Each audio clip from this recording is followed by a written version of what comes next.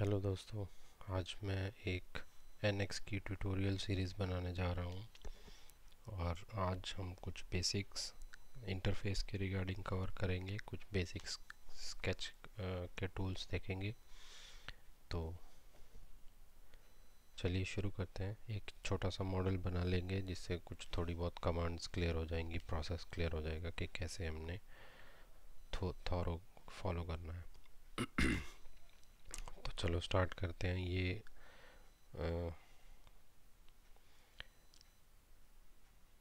एक नया मॉडल मैंने सेव कर रखा है ऑलरेडी। तो शुरू से बता देता हूँ, ये आपका एक इंटरफेस विंडो है जो जब आप स्टार्ट करोगे तो आपको दिखाई देगा। तो न्यू फाइल बनाने के लिए हम न्यू पे क्लिक कर सकते हैं। शॉर्टकट कंट्रोल N है। तो कोई भी जिस तरह का आपने काम करना है, मॉडल करना है, असेंबली बनानी है, शेप स्टूडियो, शीट मेटल, उस तरह का आप टेम्पलेट पिक कर सकते हो। तो हमने एक मॉडल बनाना है, तो मॉडल पिक करके हमने नाम देना है यहाँ से, और यहाँ से वहाँ पे पाथ दे देना है कि कहाँ पे सेव करना है, और ओके। तो हमारा न्यू मॉडल फाइल बन गई। हमें बाय डिफ़ॉल्ट एक कोऑर्डिनेट सिस्टम मिलता है। ये पार्ट नेविगेटर है, लेफ़्ट साइड में नेविगेशन पेन्स हैं। ये असेंबली के लिए, कंस्ट्रेंट्स के लिए, लाइब्रेरी, PMI के लिए, और कुछ और हेल्पफुल जैसे कि ये रीसेंट हिस्ट्री और ये रोल्स, और ये टैब्स हैं, अलग अलग टूल्स जो आपकी एप्लीकेशन के हिसाब से आपको यहाँ पे मिल जाएंगे। मेन्यूज़ भी हैं अवेलेबल, जो पुराने वर्जन्स में मेन्यूज़ में से ही काम होता था टूल बार्स के अलावा। तो बाकी के जिनको पुराने टूल बार्स याद हैं या मेन्यू की लोकेशन याद है, तो वो इससे अपने टूल्स को एक्सेस कर सकते हैं। तो स्टार्ट करते हैं। पहला हम एक स्केच बनाएंगे, बेसिक स्केच। बाय डिफ़ॉल्ट एक प्रोफाइल जो ऑप्शन है वो एक्टिवेट हो जाती है जब भी आप स्केच में जाते हो।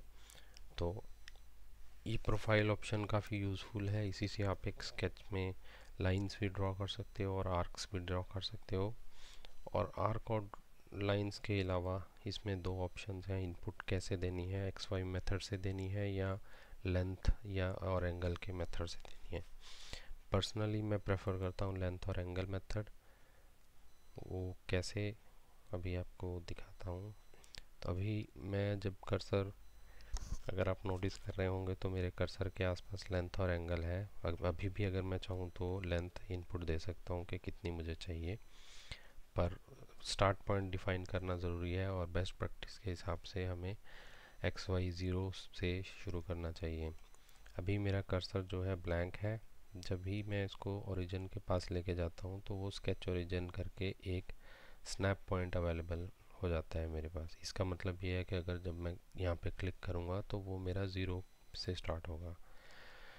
तो अभी मैंने एक लाइन ड्रॉ करनी है, और लाइन ड्रॉ करने के लिए मैं उसको डायरेक्शन दूंगा, किस किस डायरेक्शन में मुझे लाइन ड्रॉ करनी है। अगर आप नोटिस करेंगे तो हॉरिजॉन्टल पोजीशन पे मेरे कर्सर के आगे एक हॉरिजॉन्टल वेक्टर या एरो सिंबल आ रहा है, जो इंडिकेट करता है कि मेरी लाइन जो मैं ड्रॉ कर रहा हूँ वो एक हॉरिजॉन्टल लाइन होगी। इसी तरह वर्टिकल ड्रॉ करने के लिए जब मैं लेके जा रहा हूँ तो वो वर्टिकल एरो दिखाता है, इंडिकेटिंग कि मेरी लाइन वर्टिकल होगी। तो चलिए शुरू करते हैं शेप को। मैं यहाँ पे एक 70 मिलीमीटर की लाइन ड्रॉ कर रहा हूँ। 10 मिलीमीटर मुझे इस साइड चाहिए, लेकिन ये चीज़ें हम बाद में डिफ़ाइन करेंगे। ये जो आप देख रहे हो ये अपने आप डायमेंशनिंग करते जा रहा है। ये चीज़ हम अपने कन्वीनियंस के हिसाब से रख भी सकते हैं, और अगर आपको ये चीज़ नहीं चाहिए आप इसको बंद कर सकते हैं।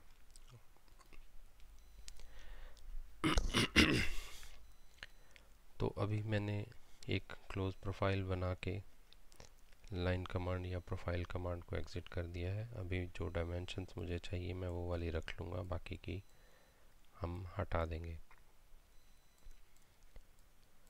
अभी मुझे ये वाली डायमेंशन चाहिए, इसको मैं चाहता हूँ 60 मिलीमीटर्स। एक डायमेंशन मुझे, अगर आपको इनमें से कोई और डायमेंशन देनी है जो आपको गिवन डायमेंशंस में से नहीं मिल रही है, तो आप रिपीट डायमेंशन यूज़ कर सकते हो। इसका शॉर्टकट डी है। मुझे इस लाइन की डायमेंशन देनी है 70 मिलीमीटर। आप कंटिन्यू कर सकते हैं इसी डायलॉग बॉक्स के साथ डायमेंशन देना। जैसे कि मुझे अभी इसकी डायमेंशन 10 मिलीमीटर चाहिए। मुझे चाहिए ये भी 10 मिलीमीटर, ये भी 10 मिलीमीटर और ये भी 10 मिलीमीटर। उसके लिए मुझे मेरी अपनी बेस्ट प्रैक्टिस पर्सनल प्रेफरेंसेस ये रहती है कि मैं डायमेंशंस को कम से कम यूज़ करूं, ताकि मेरा एक स्केच जो नीट एंड क्लीन दिखाई दे और मॉडिफाई करना भी आसान हो। तो अब मुझे पता है कि ये मुझे 10 मिलीमीटर चाहिए, ये भी और ये भी। तो इसको करने के लिए मैं अलग अलग से डायमेंशंस नहीं दूंगा, मैं रिलेशंस यूज़ करूंगा, जिसको हम कंस्ट्रेंट्स बोलते हैं। तो कंस्ट्रेंट्स में मैं कैसे कर सकता हूँ, मुझे सिर्फ सेलेक्ट करना है कि किस कर्व को हमने कंस्ट्रेंट्स देना है। तो NX अपने आप जो उसके रेलेवेंट कंस्ट्रेंट्स होंगे वो सुजेस्ट करता जाएगा। जैसे कि मैंने इसको सेलेक्ट किया और इसको सेलेक्ट किया, अगर कर्सर आप मूव नहीं करोगे तो इवन आफ्टर सिलेक्शन इमीडिएटली आपके पास ये सुजेशंस आ जाएंगे कि इन पे आप कौन कौन से कंस्ट्रेंट लगाना चाहते हो। जैसे ही आप कर्सर हटा लोगे, अपनी मूव कर लोगे अपनी पोजीशन से, तो वो गायब हो जाता है। दोबारा से लाने के लिए आप राइट क्लिक कर सकते हो। मुझे इन दोनों को करना है इक्वल लेंथ। अब ये दोनों आपस में इक्वल हो गई। इसी तरह से इसी को सेलेक्ट करके मैं मल्टीपल सिलेक्शन भी कर सकता हूँ और इनको इक्वल दे दूँगा। तो अभी यहाँ पे नीचे मैसेज विंडो में मुझे मैसेज मिल रहा है कि स्केच इज़ फुली कंस्ट्रेंट। अब फुली कंस्ट्रेंट का मतलब ये होता है कि मेरे स्केच में जितने भी कर्व्स हैं या जितने भी हमने ज्योमेट्रिकल फीचर्स यूज़ करे हैं, पॉइंट, डेटम या कर्व्स, आर्क्स, वो सारे के सारे हमने पूरे के पूरे डिफ़ाइन कर दिए हैं। उनकी पोजीशन हमने डिफ़ाइन कर दी है और उनको डिग्री ऑफ फ्रीडम जो उनका रहता है वो हमने फ्रीज़ कर दिया है। हमेशा बेस्ट प्रैक्टिस यही रहती है कि स्केच को फुली डिफ़ाइन करके ही चलना चाहिए, ताकि अनएक्सपेक्टेड रिजल्ट्स को अवॉइड किया जा सके जब भी हम मॉडिफिकेशंस करेंगे इन फ्यूचर। तो हमारा स्केच रेडी है, चलिए चलते हैं बाहर। फिनिश करके हम स्केच से बाहर आ सकते हैं। बेसिक इंटरफेस, ग्राफिकल इंटरफेस के बारे में आपको बता दूं, नेविगेट कैसे करना है। जूम इन जूम आउट के लिए आप स्क्रॉल यूज़ कर सकते हैं और रोटेट करने के लिए मिडल क्लिक करके आप ड्रैग करेंगे तो वो रोटेट होना शुरू हो जाएगा। पैन करने के लिए middle click plus right click दोनों को एक साथ दबा के अगर आप ड्रैग करोगे तो आप पैन कर पाओगे। तो हमारा फर्स्ट स्केच रेडी है। अभी हम इसको एक्सट्रूड करेंगे। एक्सट्रूड का शॉर्टकट X है। अभी मुझे इसको 90 मिलीमीटर एक्सट्रूड करना है, लेकिन मैं प्रेफर करूँगा कि मैं दोनों साइड इक्वल डिस्टेंस पे इसको एक्सट्रूड करूँ, ताकि सेंटर से मेरा दोनों तरफ एक समान हो। अब ये एक्सट्रूड कमांड NX की बहुत ही कमाल की फीचर्स है।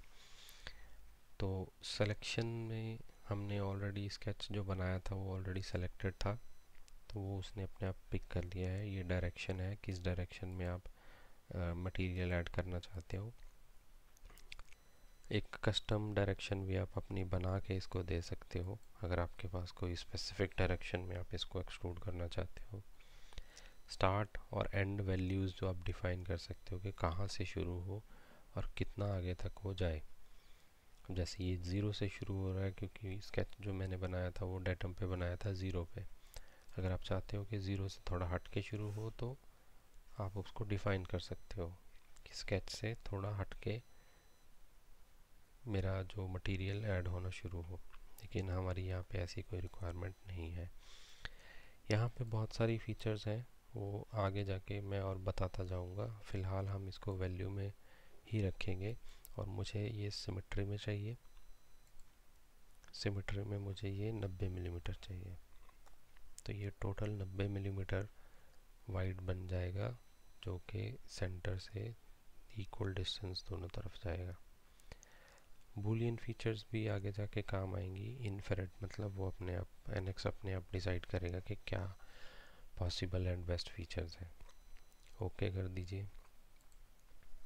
तो ये हमारा एक बेसिक फीचर रेडी है। अभी हम इसके ऊपर एक कटआउट ऐसे लगाएंगे जिससे हमारी ये साइड में 10 mm की वॉल्स बच जाएंगी। फिर 2 कटआउट लगाएंगे, इस वॉल पे एक और एक बेस पे। तो ट्री में हम देख पा रहे हैं कि अभी हमारे डेटम भी विजिबल हैं, स्केच भी विजिबल है और सॉलिड बॉडी भी विजिबल है। ये पार्ट नेविगेटर में हम जो भी बनाते जाएंगे यहाँ पे लिस्ट होता जाएगा, जिसको आप कभी भी चेक करना है या पुराना कुछ भी डेटा एडिट करना है तो जाके हम एडिट कर सकते हैं। लेकिन अभी मुझे ये नहीं चाहिए, तो फ़िलहाल मैं इसको हाइड कर सकता हूँ। ये जो आई का सिंबल बना हुआ है, इसको हम क्लिक करेंगे तो स्केच हाइड हो जाएगा, या कोई भी फीचर आप हाइड करना चाहो वो हो जाता है। अभी मैं अगला स्केच बनाने जा रहा हूँ, तो मुझे उसको बनाने के लिए ये फेस मेरे पास अवेलेबल है, उन्हीं को यूज़ करूँगा। तो एक नया स्केच बनाना की शुरू करते हैं। तो वो बनाऊँगा मैं इस प्लेन पे। ओके। अब मुझे एक रेक्टेंगल बनानी है। रफली मैं बना लूँगा और बाद में उसको रिलेशंस या कंस्ट्रेंट्स देके मैं अपनी रिक्वायर्ड पोजीशन पे ले आऊँगा। अब मुझे चाहिए कि ये जो मेरी शेप है मेरी एंटायर शेप के सेंटर में रहे। तो उसके लिए मैं इसका मिडल पॉइंट और मेरा जो पुराना एज है, ये जो है सिलेक्शन की लिमिट सेट करता है कि आप जो भी सिलेक्शन कर रहे हो वो आप विद इन स्केच करना चाहते हो, विद इन वर्क पार्ट करना चाहते हो, या एंटायर असेंबली। आगे मैं और वीडियोस बनाऊंगा इसकी डिटेल जानकारी के लिए, लेकिन फ़िलहाल ये हमारे पास कोई असेंबली नहीं है, हम पार्ट में काम कर रहे हैं। तो इसलिए हम सिर्फ एक स्केच ओनली, मतलब स्केच के अंदर जो चीज़ें हैं हम वही सेलेक्ट कर पाएंगे। वर्क पार्ट का मतलब ये है कि स्केच के बाहर इसी पार्ट के अंदर जो कुछ भी है वो हम सेलेक्ट कर पाएंगे। ये आप डिफरेंस देख सकते हो। स्केच ओनली में मैं ये एज को सेलेक्ट नहीं कर पा रहा हूँ क्योंकि वो स्केच के अंदर नहीं है, बट वो इसी पार्ट में है, इसलिए वर्क पार्ट ओनली करूँगा तो मैं सेलेक्ट कर पा रहा हूँ। तो मुझे ये दोनों पॉइंट जो हैं वो कोइंसिडेंट कर देने हैं। अब इसी तरह से मैं इसको भी कर सकता हूँ, बट ज़रूरत नहीं है क्योंकि मेरा सेंटर ऑलरेडी डिफाइन हो चुका है। अब मैं अगर इसको मूव करूँगा तो वो हमेशा वो सेंटर में ही रहेगा। लेकिन ये लाइन जो है मुझे इसके साथ कोइंसिडेंट करनी है, तो इसको सेलेक्ट किया, इसको सेलेक्ट किया, सजेस्टेड कंस्ट्रेंट्स में से मैंने कोलिनियर सेलेक्ट कर लिया। अब बचा मेरा एक डायमेंशन। ये चीज़ आप यहाँ पे भी देख सकते हो, sketch is fully constraint with 1 auto dimension. इसको ऑटो डायमेंशन का एक अच्छा फ़ायदा ये है कि वो आपको बताता रहेगा कि कौन सा कंस्ट्रेंट इसको स्केच को फुली डिफाइन करने के लिए चाहिए।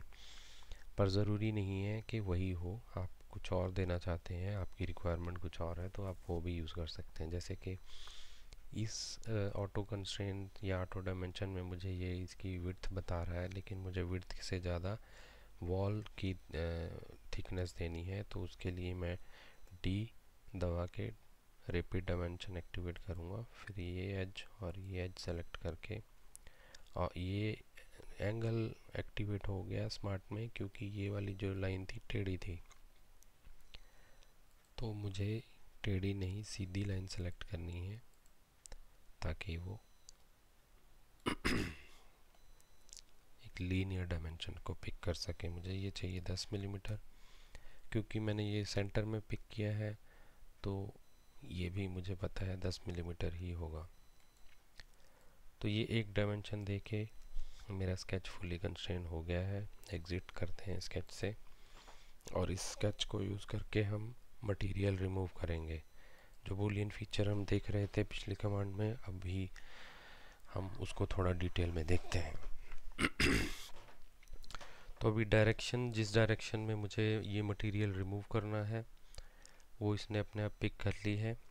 इसको हैंडल्स के थ्रू भी हम कम ज़्यादा कर सकते हैं जितना भी हमें रिक्वायरमेंट है, और हैंडल पे क्लिक करके हम उसकी वैल्यू भी डिफाइन कर सकते हैं कि हमें कितना चाहिए।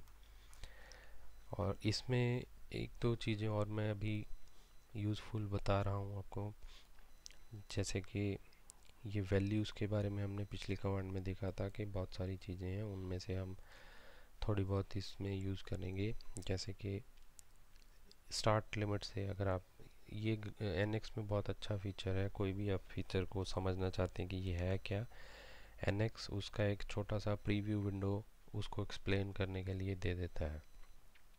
अभी जैसे हम देख पा रहे हैं कि एक छोटी सी पिक्चर आ गई है, उसकी थोड़ी सी डिफरेंट डेफिनेशन भी आ गई है कि ये फीचर का मतलब क्या है।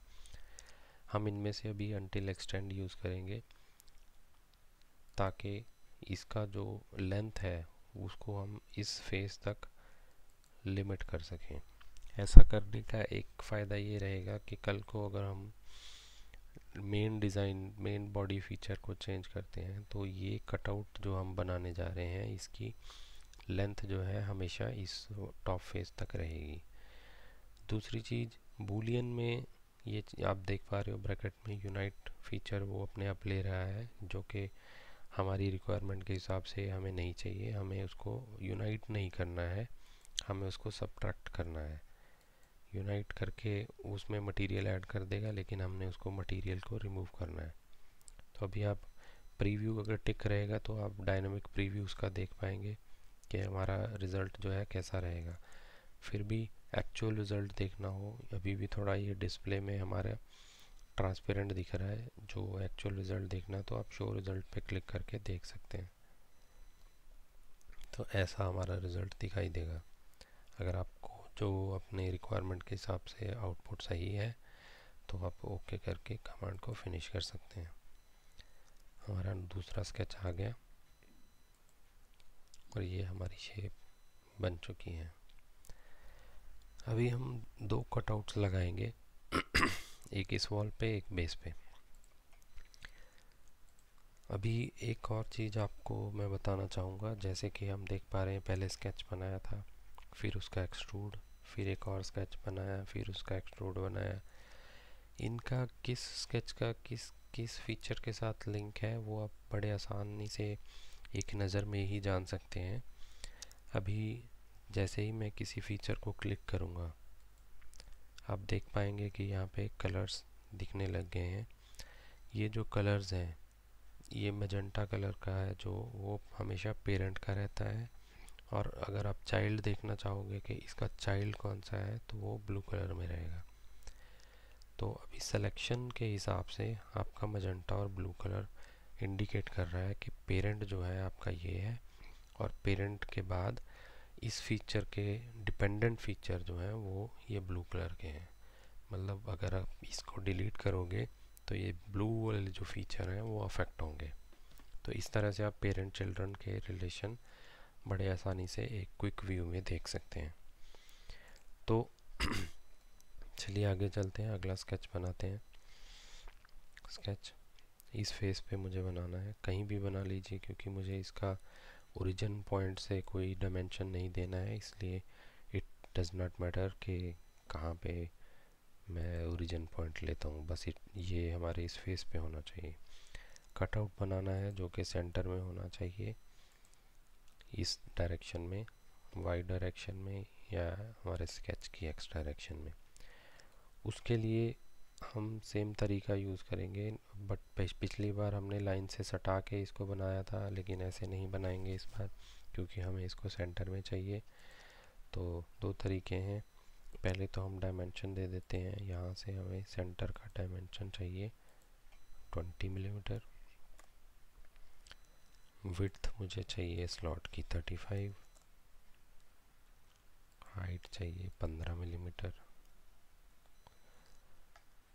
ये मेरी 3 डायमेंशन थे कि मैंने इसको डिफ़ाइन किया है, लेकिन अभी भी एक डायमेंशन उसको चाहिए जो कि इस डायरेक्शन में उसकी डिग्री ऑफ फ्रीडम को कंट्रोल करेगी।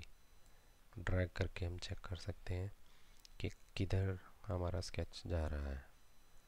तो इसको मैं चाहता हूँ कि ये सेंटर में रहे। सेंटर में रखने के लिए मैं क्या करूँगा कि इसका मिड पॉइंट और इस बॉटम एज का मिड पॉइंट जो है इसको मैं वर्टिकल कर दूँगा, वर्टिकल अलाइनमेंट। ये हमेशा एक ही लाइन के अलाइनमेंट में रहेंगे।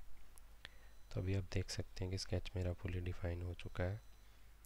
फिनिश करके बाहर आते हैं और इसको एक्सट्रूड कमांड से सब्ट्रैक्ट करते हैं मटेरियल में से। डायरेक्शन जो है इस साइड दे रहा है और इसीलिए मैसेज भी आ रहा है कि tool body completely outside target body. हमारी जो स्केच बनाई है वो एक टूल का काम करेगी और टारगेट बॉडी जिसमें से हमने वो टूल को यूज़ करके फीचर ऐड करना है या सब्ट्रैक्ट करना है वो हमारी एग्जिस्टिंग बॉडी रहती है, टारगेट बॉडी। तो हमने दूसरी डायरेक्शन दे देंगे तो यू कैन सी वो स्केच जो हमने बनाया था उसको यूज़ करके हमने सब्ट्रैक्ट करके यहाँ से कटआउट लगा दिए। बाकी ऑप्शन अगर आप चाहो तो वैल्यू ज़्यादा देके इसको कटआउट को थ्रू कर सकते हो, नहीं तो यहाँ पे और भी ऑप्शंस हैं जैसे थ्रू वॉल है। कुछ भी अगर आगे होगा वो हमेशा उसको काट के आगे जाता रहेगा जब तक मटेरियल उसको मिलता जाएगा। लेकिन एक अनटिल नेक्स्ट हम यहाँ पे यूज़ करेंगे जितनी भी थिकनेस होगी एक बार में उसको जब मिल जाएगी, जब तक एक गैप नहीं आ जाता अगले मटेरियल के अंदर, ये तब तक उसको काटता जाएगा। तो हम अनटिल नेक्स्ट करके इसको ओके कर देंगे तो ये हमारा फीचर अगला भी रेडी हो गया है। इसी तरह हम एक और कटआउट बॉटम पे लगा सकते हैं। वो बॉटम में जो लगाएंगे स्क्वायर लगाएंगे, रेक्टेंगल। काफ़ी हद तक इसमें भी सारा कुछ सेम रहेगा। एक एडिशनल फीचर इसमें रहेगा कि हमारी लेंथ और विड्थ जो है वो अलग अलग नहीं रहेगी, सेम रहेगी। मतलब कि ये दोनों लाइंस मेरी इक्वल रहेंगी और ये डायमेंशन मेरी रहेगी 15 और एज से मैं इस डायमेंशन को सेंटर तक दूंगा 25 मिलीमीटर। तो जैसे मैंने पहले सेंटर दिया था उसी तरह इसमें भी इसका मिड पॉइंट पिक करके इसके मिड पॉइंट के साथ वर्टिकली इसको अलाइन कर देंगे तो ये सेंटर में रहेगा। फिनिश, एक्सट्रूड, उल्टी डायरेक्शन, वैल्यू की जगह अनटिल नेक्स्ट, ओके। तो ये हमारा मॉडल बनके तैयार है। अभी अगर आपने रफली इसको इंस्पेक्ट करना है कि अगर मैंने जो डायमेंशंस दी हैं क्या ये उसी डायमेंशंस पे बन के आया है कि नहीं आया, उसके लिए आप कहीं भी खाली जगह पे क्लिक करोगे तो आपको ये टूल बार दिखेगी जिसमें ये आपका एक रीसेंट यूज्ड जो टूल रहेगा उसका आ जाता है, अंडू, रीडू, सर्च, और ये रहता है हमारा एक मेजर बटन। हमेशा ये बाय डिफ़ॉल्ट यही मिलेगा आपको। तो कभी भी आपको व्यू में जाके या एनालिसिस में जाके इसको बटन को एक्सेस करने की ज़रूरत नहीं है।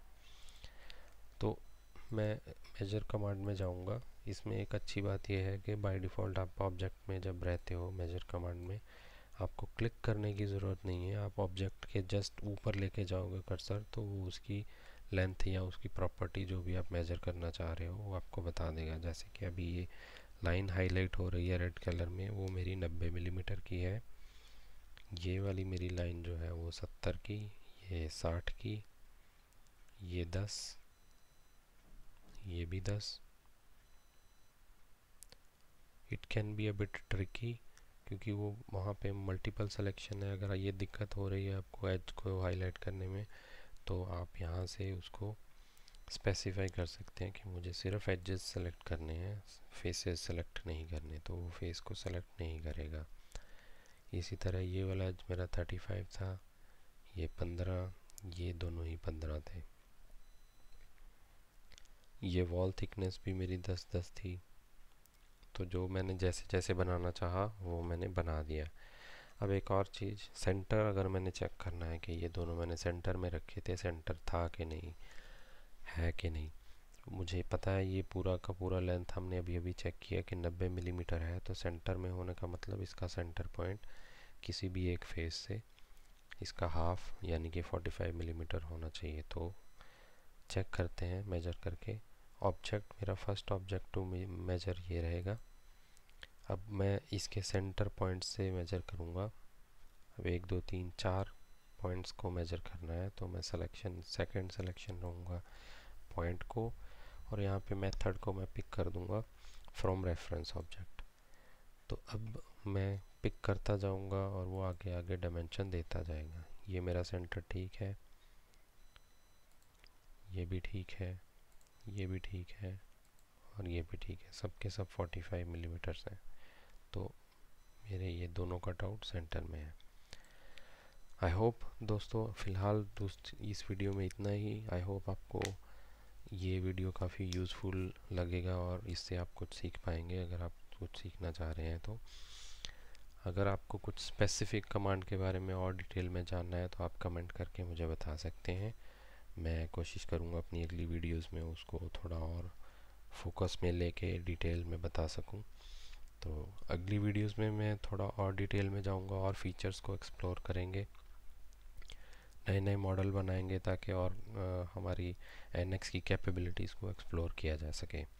वीडियो अच्छा लगा हो तो लाइक कीजिए, सब्सक्राइब कीजिए चैनल को और वीडियो को शेयर कीजिए। Thank you very much.